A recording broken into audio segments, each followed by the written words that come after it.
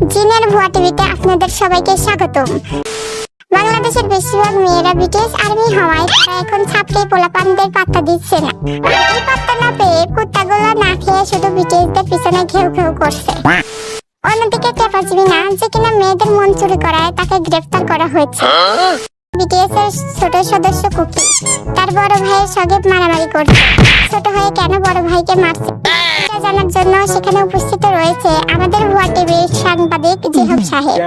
তা আপনি বলুন সেখানকার পরিবেশ এত গরম কেন? হ্যাঁ, আমি তাদের থেকে জানার চেষ্টা করছি আসলে সে ছোট হয়ে কেন বড় ভাইকে মারছে। তা ছোট সাহেব, আপনি কেন আপনার বড় ভাইকে মারতেছেন? আমি কি ওকে সাথে মারতেছি? বিয়ের বয়স হয়েছে সেটাও দেখতেছে না? আপনার বিয়ের বয়স হয়েছে তাহলে বিয়ে করেন, এভাবে ওনাকে মারতেছেন কেন? আমার বড় ভাই, ও বিয়ে করে নাই, এজন্য আমি নিজে বিয়ে করতে পারছি না। তাহলে আপনি ঠিক কাজই করতেছেন, আমি নিজেও এই পরিস্থিতির শিকার।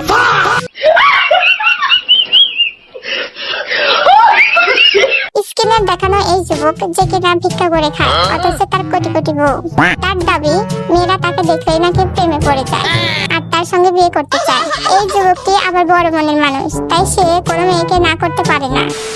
অন্যদিকে বিটিএস এর ছোট সদস্য যে কিনা লাইভে এসে আর্মিদের পা মেরে শোনা আর তার এই পাদের শব্দ শুনে নাকি আর্মিরা নতুন করে আবারও তার প্রেমে পড়েছে। আরেকদিকে ভোটে জয়ী হয়ে বিটিএস মেম্বার একাই 14টি মশাদের সঙ্গে পার্টি করেছে। এটা শুনে অন্যান্য ফ্যান্টমদের চুলকানি শুরু হয়ে গেছে।